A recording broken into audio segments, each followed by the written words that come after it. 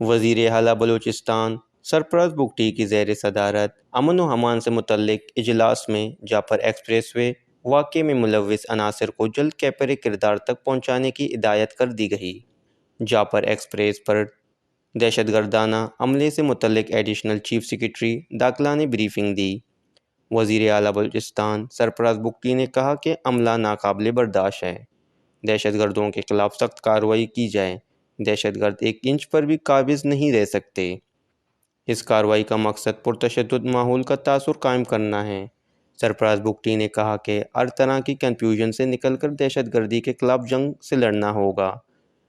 دشمن عناصر بلوچستان کے امن کو تباہ نہیں کر سکتے، انہیں ہر صورت ناکام بنائیں گے۔